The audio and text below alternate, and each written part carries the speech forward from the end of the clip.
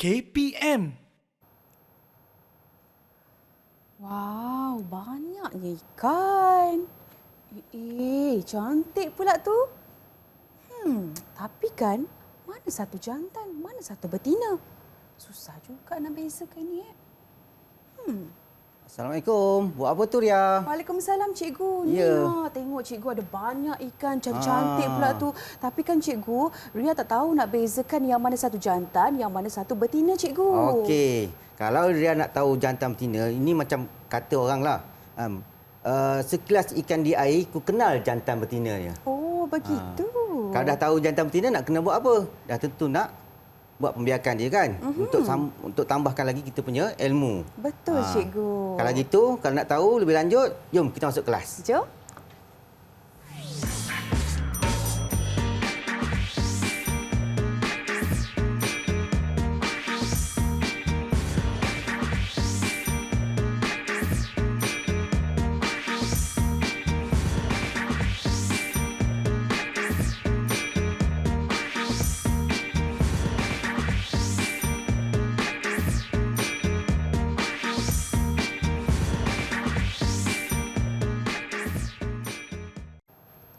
Hai, Assalamualaikum. Salam sejahtera. Anda sedang menyaksikan Didik TV KPM hari ini bersama-sama dengan saya Ria selaku pengacara anda. Apa khabar murid-murid di rumah? Kita doakan dalam keadaan yang sihat sejahtera.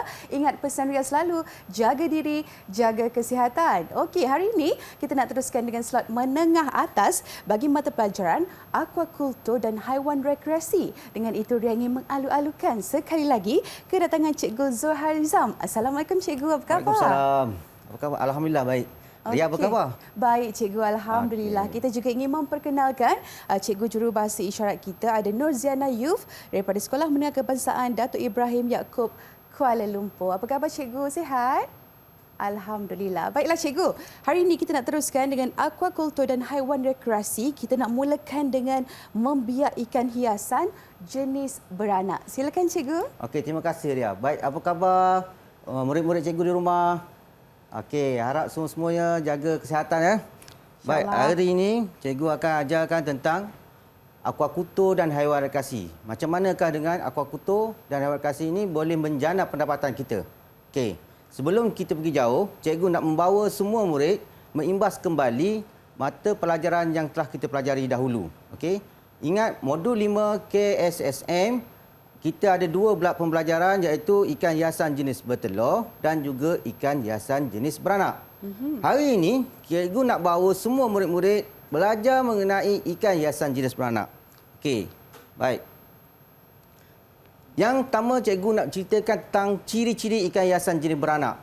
Iaitu, dan juga yang kedua, bagaimana kita hendak memilih ikan hiasan jenis beranak untuk dibiakkan. Okey. Kata orang tak kenal maka tak cinta. Maka kita kenal dulu ikan-ikan ini. Baik. Okey, Cikgu. Okey, baik. Ikan hiasan jenis beranak mengikut KSSM baru kita ialah ada 4 spesies sajalah. Ada 4 spesies. Ya? Ada 4 spesies ikan hiasan jenis beranak. Yang pertama adalah ikan swordtail. Macam mana rupa ikan swordtail? Inilah rupa ikan swordtail. Okey, yang kedua adalah ikan platy.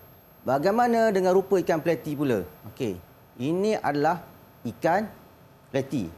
Dan yang ketiga adalah ikan guppy. Rupa ikan guppy adalah seperti ini. Okey.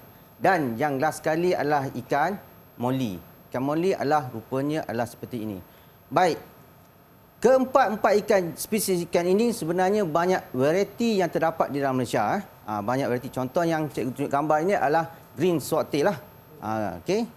Super juga ikan gapi, ada juga ikan-ikan lain lah. Okey. Baik. Jadi cikgu nak terangkan mengenai ciri-ciri induk ikan hiasan jenis beranak yang boleh kita biakkan. Okey. Ciri yang pertama ialah sihat. Sihat dia sihat. Jadi bagaimana yang dikatakan sihat? Sihat ni di mana induk ikan itu kita boleh lihat dia dari segi pergerakan dia. Dari segi pergerakan dia di dalam akuarium. Sama ada laju ataupun tidak laju. Okey. Jadi kalau sekiranya kita dapati ikan itu hanya bergerak statik, Yang ini tak berapa sesuai untuk jadikan induk. Apatah lagi sekiranya ikan itu ada tompok-tompok putih pada anggota badan.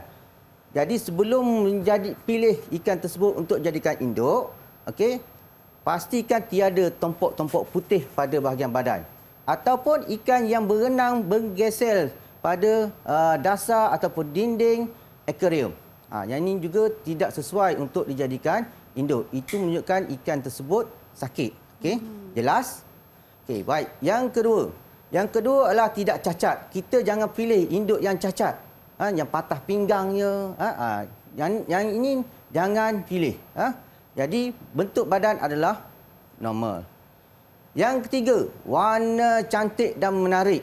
Maknanya warna dia kita lihat kita rasa seronok. Yang ini adalah sesuai untuk kita jadikan dia adalah induk.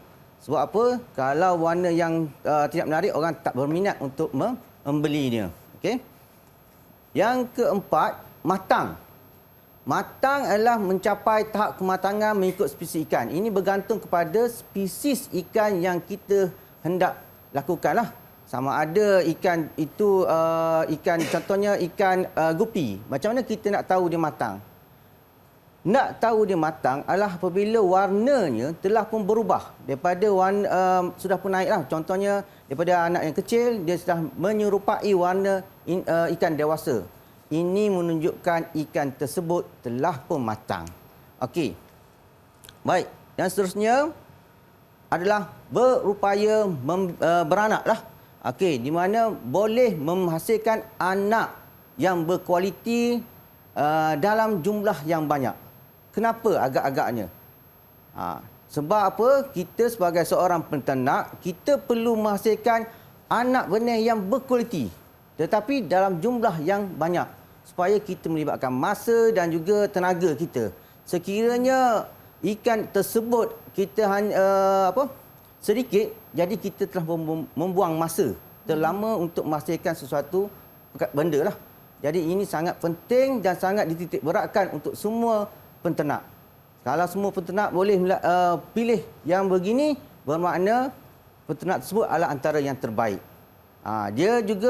Penternak juga boleh melihat keupayaan beranak ini melalui dia bertanya kepada penjual berapa banyak boleh hasil dan melalui rekod-rekod yang ditulis oleh para penjual. Okey, setakat ni Ria boleh faham setakat ni? Faham, cikgu. Ni ada 5 Okey, dan yang terakhir. Yang terakhir adalah baka yang cepat membesar. Baik, baka yang cepat membesar ini di mana kita perlukan tempoh masa yang singkat. Yang singkat supaya ikan ni tidak terlalu kita pelihara. Ini juga akan merugikan kita sekiranya kita beri ikan tu makan tapi ikan tu lambat nak membesar. Ini jadi satu masalah kepada kita dan sebagai kita kalau menjadi pembekal ikan, peternak-peternak akan menunggu kita lah. Okey. Ada soalan yang Ria nak tanya? Oh, tak ada, cikgu. Saya cukup memahami apa yang cikgu jelaskan tadi dan saya pasti murid-murid di rumah juga sudah mengenali ciri-ciri induk ikan hiasan yang kita tahu untuk membiak yang jenis beranak ni, cikgu. Okey, baik, kita berehat dahulu sebentar murid-murid. Kita kembali lagi selepas ini.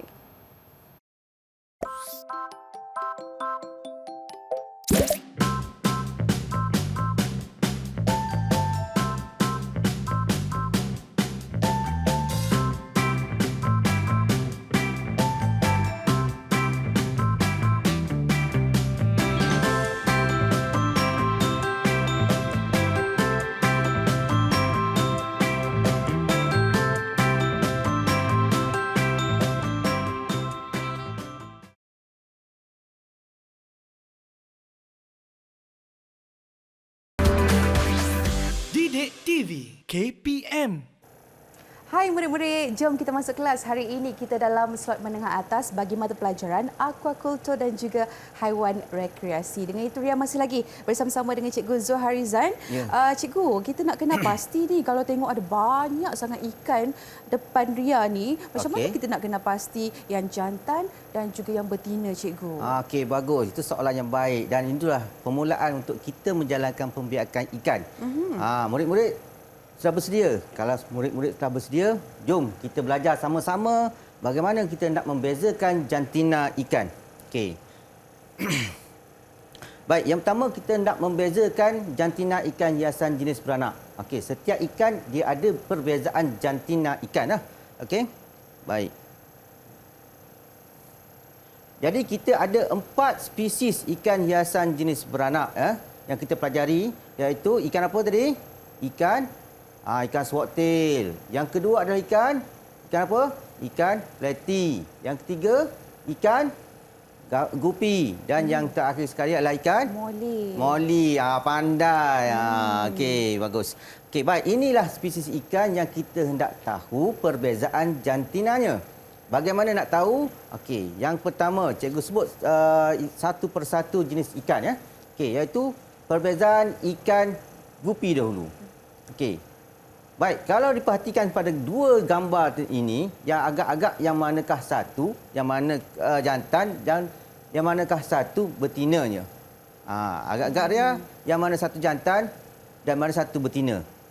Kalau tadi cikgu ada bagi tahu Ria yang jantan tu badan dia kecil sedikit, cikgu. Okey, maknanya sebelah kiri saya. Sebelah kiri. Okey, baik. Okey, baik. Kita tengoklah. Ini kalau sebelah kanan saya ni maknanya adalah ikan jantan lah, maknanya kiri Ria tadilah. Okey, ini adalah ikan jantan, manakala yang betina adalah sebelah kiri saya lah. Okey, baik. Kita boleh lihat perbezaan jantina ikan guppy ini. Yang pertama dari segi warna dia. Bagaimanakah warna tersebut? Di mana warna dia adalah dia pelbagai corak dan bentuk seperti percikan bintik-bintik atau jalur yang cantik dan menarik. Okey. Selain itu dia mempunyai sirip yang pelbagai dan warna yang berbeza sikit, pelbagai warna lah, dan juga saiz. Manakala yang betina, saiz badan yang kurang menarik dan satu warna, iaitu biasanya kelabu lah. Okey, itu adalah ciri dari segi warna untuk ikan guppy. Baik, dari segi bentuk badan. Bentuk badan yang jantan adalah ramping sedikit, manakala yang betina dia buncit sedikit. Okey. Dari segi saiz badan, yang jantan adalah lebih kecil, manakala yang betina adalah lebih besar sedikit. Okey. Dan akhir sekali, sirip anal. Sirip anal ini adalah kedudukan dia pada bawah abdomen dia, di mana sirip anal ini dia boleh ubah suai menjadi gonopodium, manakala sirip anal betina dia tidak boleh diubah suai. Okey, di manakah sirip anal tersebut? Baik, sini cikgu tunjukkan pada bahagian bawah ini untuk ikan jantan, manakala ikan betina dia tidak, sirip anal dia tidak boleh diubah suai. Okey, kalau murid-murid perhatikan, di situlah letaknya sirip anal dan boleh bezakan, alhamdulillah, ia adalah cukup baik. Okey, itu adalah ikan guppy. Kita pergi kepada ikan yang kedua, iaitu ikan moli. Okey. Baik, ini adalah merupakan dua spesies ikan moli. Okey, di sisi gambar ni pun kita dah nampak perbezaan dia. Okey, agak-agak Ria yang mana satu jantan dan yang mana satu yang betinanya. Kalau tengok yang tadi pun mestilah sama kan cikgu kan, yang betina mestilah perutnya buncit sedikit, cikgu. Pandai. Okey, bagus. Ini yang kita suka ni. Okey, baik. Di mana yang jantan adalah sebelah kanan saya dan yang betina adalah sebelah kiri saya lah. Okey. Baik, untuk ikan moli jantan, dari segi warna dia mempunyai warna yang terang, warna badan yang cantik lah. Okey, dan menarik lah. Manakala yang betina, warna badan dia adalah kurang menarik sedikit. Bentuk badan bagi moli jantan, perut yang ramping sedikit, manakala yang betina dia agak buncit lah sikit, buncit sikit. Manakala sirip anal dia sama seperti ikan guppy tadi, di mana sirip anal dia boleh diubah suai menjadi gonopodium. Okey, manakala yang betina tidak diubah suai lah. Okey. Baik, ini adalah ikan moli dan ini adalah menunjukkan sirip anal bagi ikan moli. Okey, nampak tak? Okey, kalau nampak, kita teruskan dengan ikan yang seterusnya, iaitu ikan platy. Baik, ikan platy. Ini ada dua gambar lagi.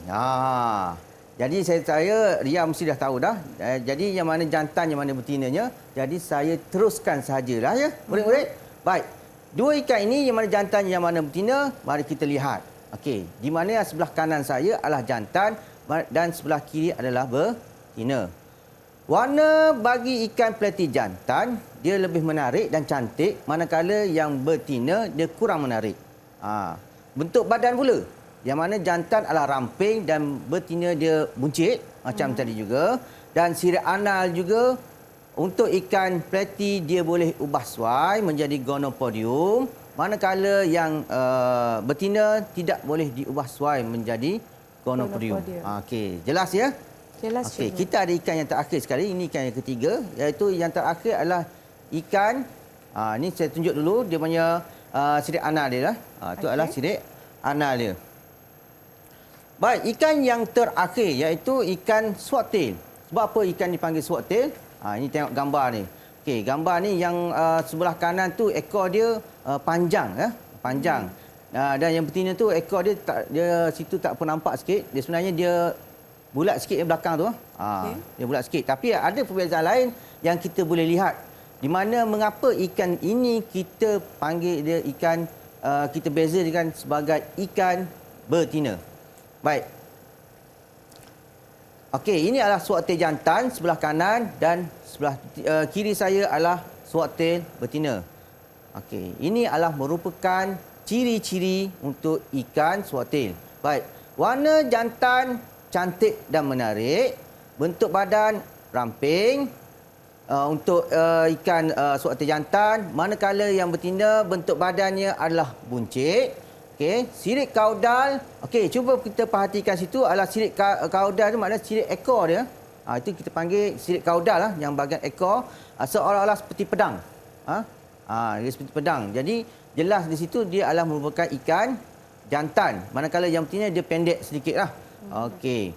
Baik, yang terakhir sekali adalah sirip anal. Sirip anal diubah suai menjadi gonopodium. Okey, untuk jantan, manakala yang betina tidak boleh diubah suai menjadi gonopodium. Okey. Ini adalah sirip kaudal. Kalau murid-murid tidak jelas, tidak tahu, itu adalah merupakan sirip kaudal di mana yang sirip kaudal jantan adalah panjang. Okey, panjang, dan sirip kaudal yang betina adalah pendek. Ini merupakan sirip anal dia. Okey, sirip anal dia. Dan juga ini sirip anal. Selain daripada itu, seperti mana yang cikgu beritahu tadi, sirip ikan ini kita boleh bezakan selain pada sirip kaudal ialah melalui perut dia. Perut jantan dia tak nampak apa-apa, kosong. Dan manakala yang betina dia ada nampak bintik macam hitam-hitam sikit. Sebenarnya itulah mata-mata anak ikan tu. Okey, baik. Ria dah tahu tentang perbezaan jantina ni. Di depan Ria tu ada pelbagai spesies ikan. Cuba Ria pilih antara banyak-banyak ikan tu, cuba pilih perbezaan jantina bagi ikan swordtail. Okey, Ria pilih ikan swordtail, cikgu. Ya. Boleh saya tutup dulu Boleh. ni, cikgu? Supaya kita boleh nampak dengan lebih baik.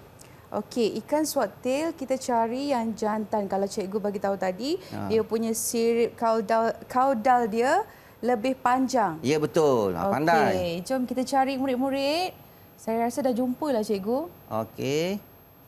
Okey, sekejap ya. Dia lari lah, cikgu. Okey. Okey, saya dah dapat, cikgu. Cikgu dia melompat, cikgu. Kepala ke? Okey. Kira sikit. Sekejap ya. Okey.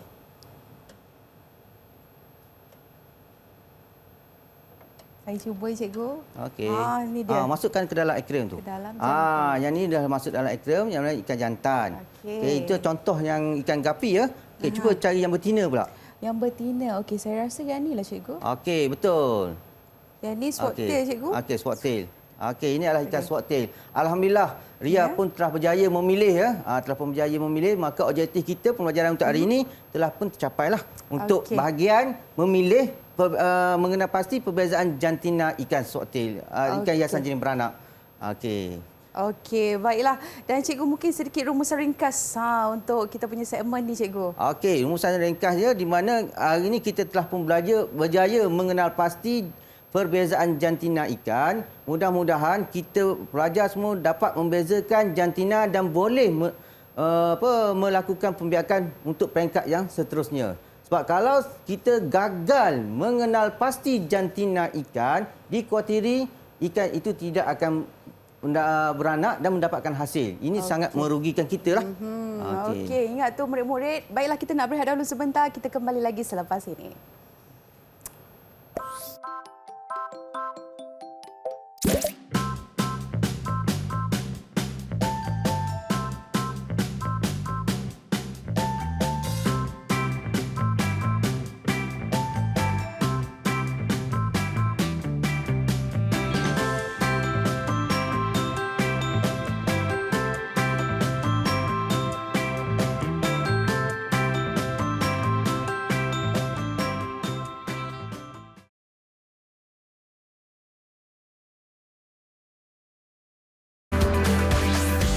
Didik TV KPM. Hai murid-murid, jom kita masuk kelas. Hari ini kita dalam slot menengah atas bagi mata pelajaran Aquakultur dan juga haiwan rekreasi. Baiklah Cikgu Zul Harizan, kita nak teruskan pula dengan penyediaan tempat, bahan dan juga alatan pembiakan. Silakan Cikgu. Terima kasih Ria. Baik murid-murid, hari ini cikgu nak bawa untuk semua sekali bagaimanakah kita nak sediakan bahan dan juga peralatan untuk melaksanakan pembiakan ikan. Kita kena tahu dahulu bahan dan juga alatan dahulu, barulah kita boleh menjalankan pembiakan ikan. Baik, di depan ni ada macam-macam aneka bahan dan alatan yang ada. Okey, baik. Cikgu terangkan dulu satu persatu. Okey. Penyediaan tempat, bahan dan alatan untuk pembiakan ikan hiasan jenis beranak. Okey. Okey. Bahan dia. Yang pertama adalah tumbuhan akuatik. Tumbuhan akuatik yang berwarna hijau yang dalam bekas itulah. Okey. Itu adalah tumbuhan akuatik. Baik, ini adalah fungsi ini cikgu akan maklumkan sekejap lagi. Kita kenal dahulu. Okey, yang kedua adalah garam. Ini adalah garam. Okey. Yang ketiga adalah anti-klorin. Okey, anti-klorin. Okey. Yang keempat adalah boran rekod. Okey, dan yang terakhir sekali adalah bahan uji klorin. Okey. Kelima bahan ini adalah penting untuk kita. Okey, jadi kita perlu tahu fungsi bagi setiap bahan ini. Okey. Fungsi bahan dan untuk pembiakan ikan hiasan jenis beranak. Pertama sekali adalah tumbuhan akuatik. Apakah fungsi tumbuhan akuatik di dalam pembiakan ikan hiasan jenis beranak? Baik. Yang pertama, dia fungsinya adalah untuk sebagai tempat perlindungan dan memberi persekitaran semula jadi kepada ikan tersebutlah. Okey, itu adalah fungsi tumbuhan akuatik. Baik, yang kedua adalah anti-klorin. Apakah fungsi anti-klorin? Baik, fungsi anti-klorin adalah untuk menyah klorin di dalam air. Di mana kalau kita tidak buat ujian, tidak meletakkan anti-klorin, ikan boleh mati andai kata air tersebut ada kandungan klorin. Okey, faham tak?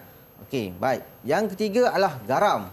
Okey, garam ini digunakan untuk membasmi ejen penyakit dan merangsang pembiakan ikan. Okey, untuk merangsang pembiakan ikan. Yang seterusnya adalah boran rekod, di mana kita perlu merekod setiap aktiviti yang kita lakukan semasa menjalankan pembiakan. Dari segi kita uji airnya, bila dia akan melahirkan anak, berapa banyak. Ini adalah penting supaya kita tahu bahawa ikan tersebut mampu atau tidak memberikan pulangan kepada kita. Maksud cikgu, pulangan wang kepada kita. Baik, yang seterusnya adalah bahan uji klorin. Okey, bahan uji klorin juga sangat penting sekiranya kita menggunakan air pipe. Okey, menggunakan air pipe. Jadi dia adalah untuk menguji kandungan klorin di dalam air.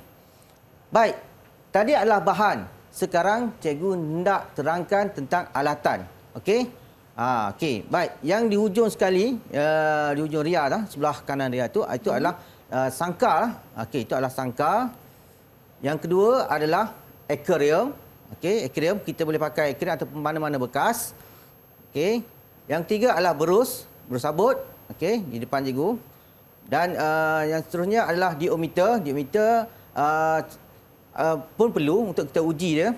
Dan akhir sekali adalah pengudaraan, set pengudaraan. Baik, ini adalah merupakan peralatan yang sangat penting. Jadi, apakah fungsi peralatan tersebut?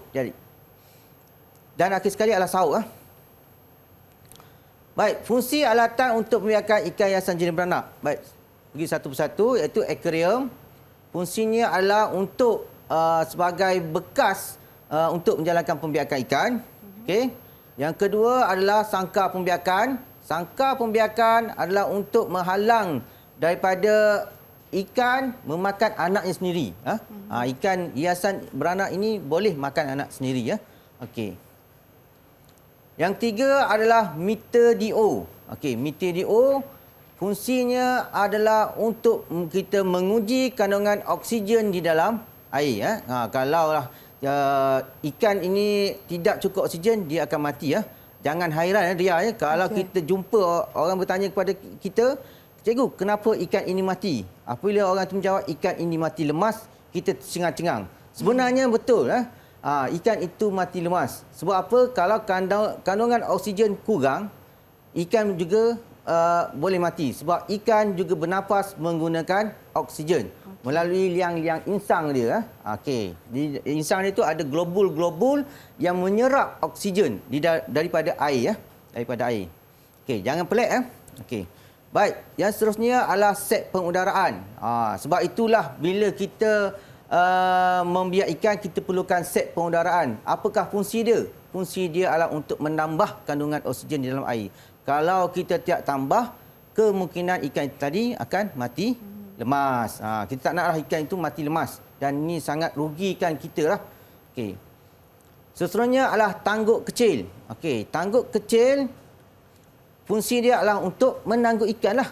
Okey, untuk menangguk ikan yang kita telah hasilkan ataupun menangguk induk ikan lah untuk kita campurkan dengan jantan dan betina semasa proses pembiakan. Okey.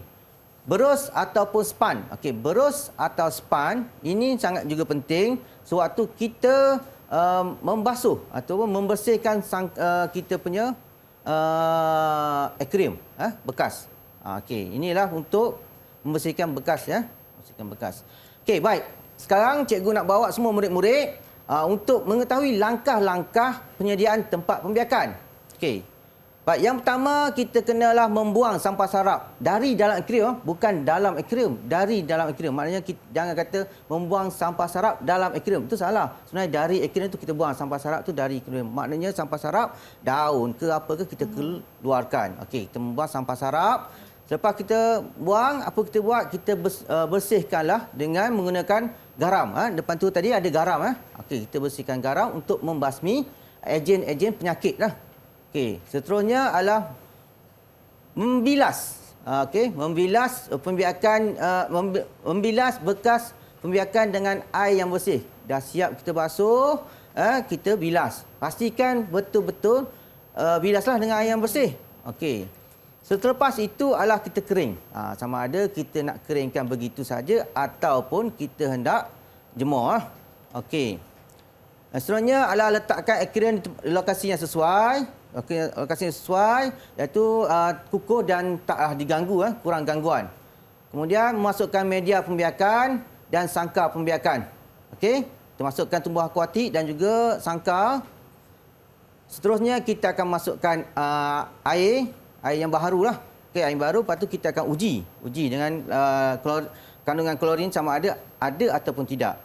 Okey, lepas itu barulah kita pasang sistem pengudaran.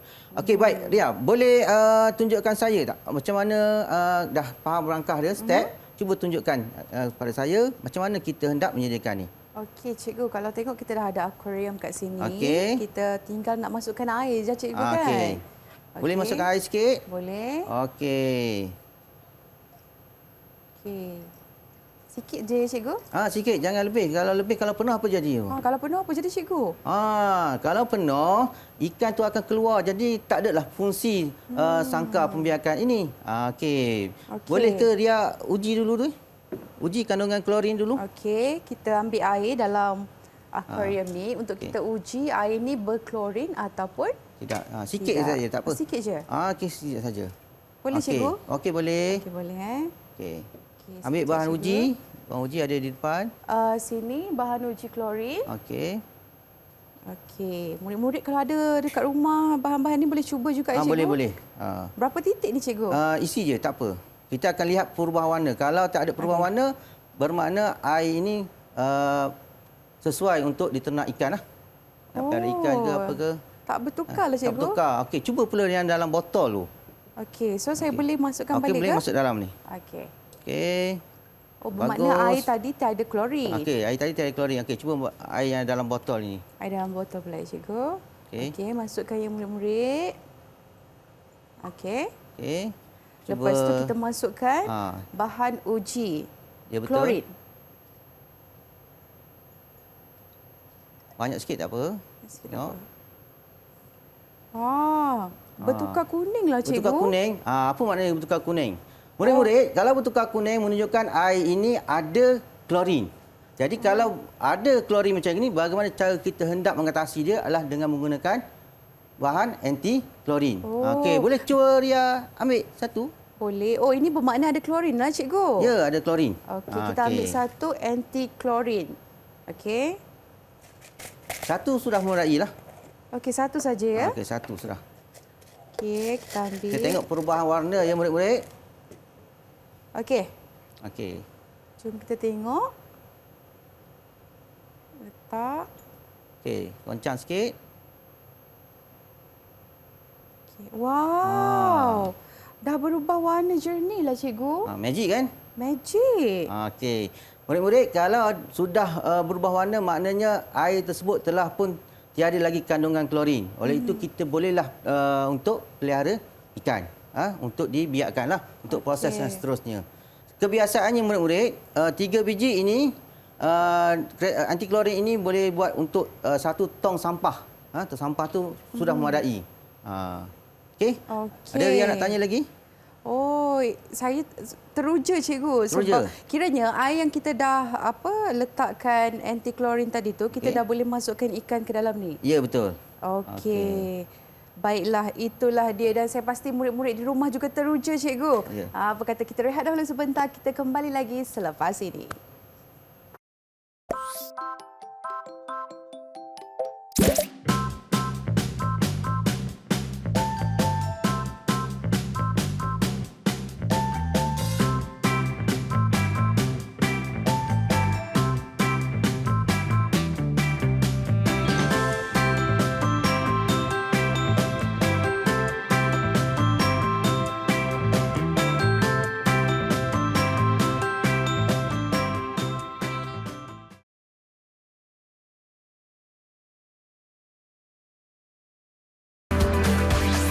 Didik TV KPM.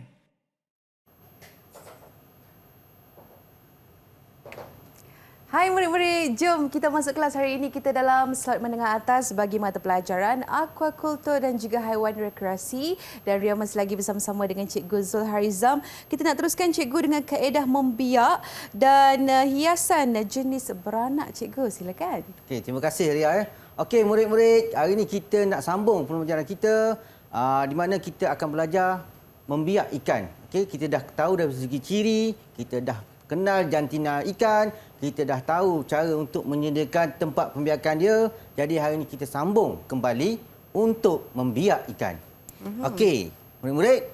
Okey, kaedah membiak ikan hiasan jenis beranak dan juga membiak ikan hiasan jenis beranak ni. Ini sangat pentinglah sebagai kita peternak dan juga ataupun pengeluar untuk ikan hiasan jenis beranak. Baik. Kaedah pembiakan adalah menggunakan kaedah semula jadi. Kita tidak menggunakan kaedah lain. Kecuali kalau ikan lain, kalau ikan air tawar, mungkin dia ada pembiakan lain lah. Ada 2 kaedah. Untuk pembiakan ikan hiasan jenis beranak, hanya satu saja untuk ikan hiasan jenis beranak, iaitu semula jadi. Baik, ikan apa yang kita hendak biak? Okey, kita ingat kembali kita dalam KSSM, kita ada 4 spesies ikan. Iaitu ikan gapi, swordtail, platy dan molly. Okey, kita dah kenal semua jantina dia, kita dah faham jantan betina dia. Baik. Langkah untuk menjalankan pembiakan ikan hiasan jenis beranak. Baik. Langkahnya ialah yang pertama, penyediaan tempat pembiakan, contoh akuarium yang lengkap dengan sistem pengudaraan lah. Okey, yang tu kita dah siapkan kan? Okey. Okey, baik. Yang kedua, mengenal pasti induk yang telah diasingkan selama 2 minggu. Okey, yang tu induk yang kita telah asingkan selama 2 minggu, kita pilih berdasarkan ciri-ciri induk lah. Okey. Yang ketiga, melepaskan induk ke dalam sangkar pembiakan dengan kadar nisbah 1:4, iaitu 1 jantan 4 betina. 1 jantan 4 betina. Okey. Yang keempat adalah kita menambah sedikit garam dapur, garam dapur. Okey. Yang kelima adalah induk betina akan melahirkan anak. Setelah induk betina akan melahirkan anak, dan yang akhir sekali benih kita akan asingkan.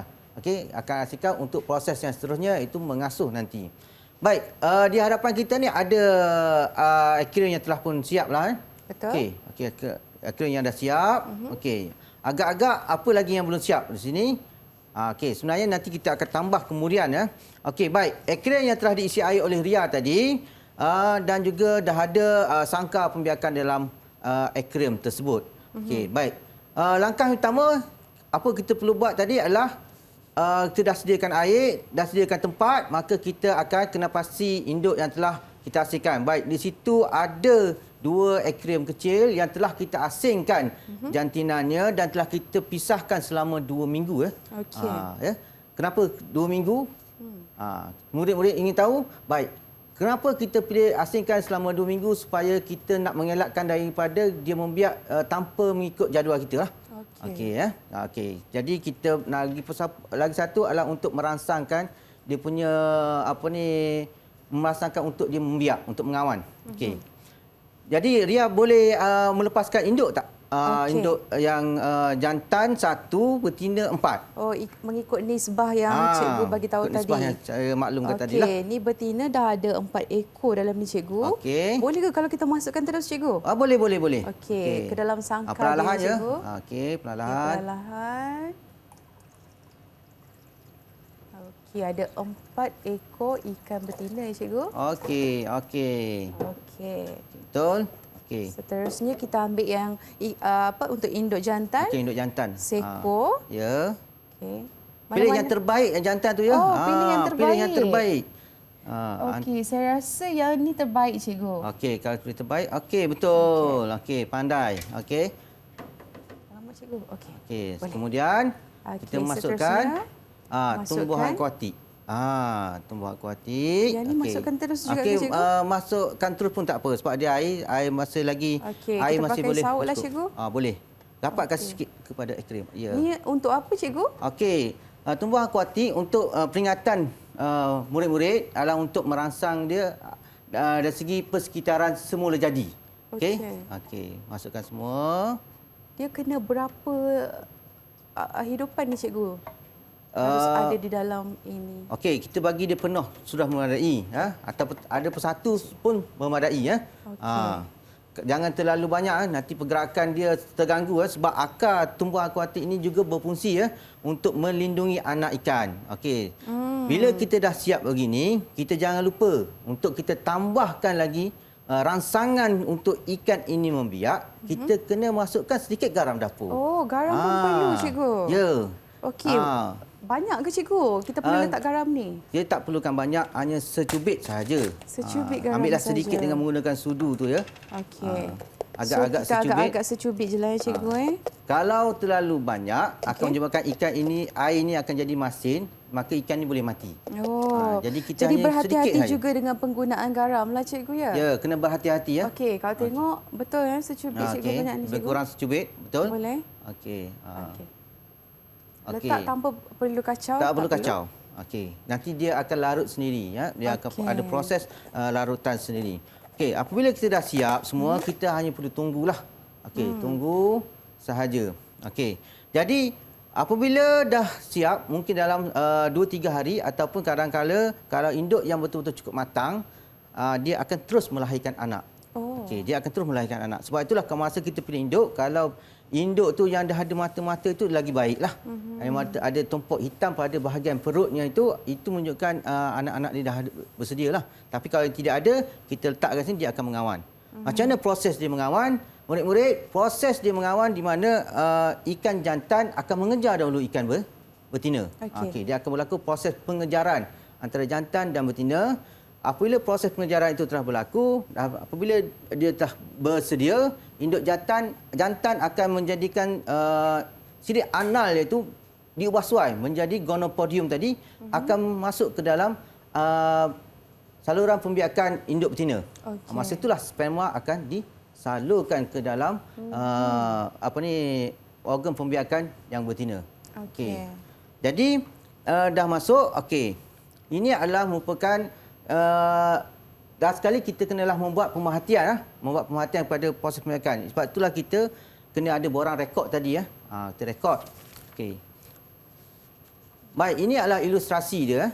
Okey, ini adalah ilustrasi yang di mana kita telah pilih induk. Sekali lagi saya ulang, pilih induk. Lepas itu kita akan masukkan seperti Ria yang dah masukkan tadi. Okey. Kemudian Okey, induk ni dah bunting. Okey, induk dah bunting. Setelah dia bunting, dia akan melahirkan anak. Okey, melahirkan anak, kita isi garam. Okey. Kemudian anak itu kita akan tangguk dia dan bawa keluar untuk proses yang seterusnya, di mana kita akan memberi makan supaya ikan ni boleh membesar dan boleh mencapai saiz pasaran yang kita hendak. Berapa banyak yang kita perlukan. Oh, ini contohlah. Ini adalah contoh. Bolehlah. Mari angkat. Ini adalah contoh anak-anak ikan hiasan jenis beranak yang kita boleh hasilkan. Okey. Okey. Kalau tengok cikgu, berapa ekor yang kebiasaannya ikan betina tu akan bertelur? Berapa ekor? Beranak. Beranak dia. Baik, kebiasaannya normal dalam dia paling tinggi pun maksimal biasanya adalah 50 ekor. 50 ekor. Jadi cuba bayangkanlah murid-murid, kalau ada 50 ekor, harga seekor. Kalau ikan gapi jenis purple mosaic, itu pun dah harga dekat RM20 seekor. Wow. Bayang kalau ada 20 ekor, Betul? banyak. Okey. Ada lagi Ria nak tanya kepada saya? Oh, satu lagi soalan cikgu. Mengenai pembiakan tadi, berapa lama ambil masa untuk ikan betina itu bunting? Ya. Okey, baik. Biasanya bergantung pada kematangan induk. Kalau induk yang betul-betul matang, dia sekejap saja. Okey. Murid-murid juga boleh menggunakan bahan-bahan yang terbiar untuk mengelakkan daripada kita, kalau tidak ada wang, kita boleh menggunakan seperti tong-tong cat. Bayangkanlah satu sekolah ada 5 tingkatan dan ada 4 kelas. Setiap satu kelas ada satu tong cat saja cukup. Jadi kalau 5 kali 4 ada 20 tong. 20 tong ni dibasuh kan, jadikan satu bekas untuk pembiakan ikan. Dah dapat jimat kos. Jadi ini adalah sangat menguntungkan untuk pelajar. Jadi dapatlah jimat wang dia dari segi membeli bekas seperti akuarium. Ini dapat jimat lah. Baiklah cikgu, rumusan untuk sesi pembelajaran kita pada hari ini, silakan. Baik, terima kasih. Baik, murid-murid, hari ini kita telah belajar tentang pembiakan ikan hiasan jenis beranak daripada kita tidak tahu, mengenal ciri-ciri untuk jadikan induk. Akhirnya kita kenal ciri-ciri jadikan induk. Seperti mana Ria tadi telah pun mengenali ciri-ciri induk dan juga membezakan jantina ikan. Okey. Jadi saya berharap murid-murid boleh menjadi seorang yang berjaya dalam bidang akuakultur dan haiwan rekreasi. Okey, baiklah cikgu. Macam mana pula dengan prestasi keseluruhan Ria hari ini, cikgu? Okey, baik. Dari segi keseluruhannya, alhamdulillah Ria berjayalah melakukan beberapa ni. Jadi itu dalam kategori cemerlang lah. Okay. Terima kasihlah kerana berjayalah menghasilkan induk, mengenal jantina ikan lah. Terima kasih cikgu. Dan mungkin murid-murid di rumah nak melakukan latihan pengukuhan di mana, cikgu? Di Pelantar Delima KPM. Okey, murid-murid boleh dapatkan di Pelantar Delima KPM. Okey, baiklah. Terima kasih cikgu kerana sudi menyampaikan ilmu yang cukup berguna kepada murid-murid pada hari ini untuk akuakultur dan juga haiwan rekreasi. Kita jumpa lagi untuk episod akan datang. Terus bersama kami dalam Didik TV KPM. Assalamualaikum. Bye.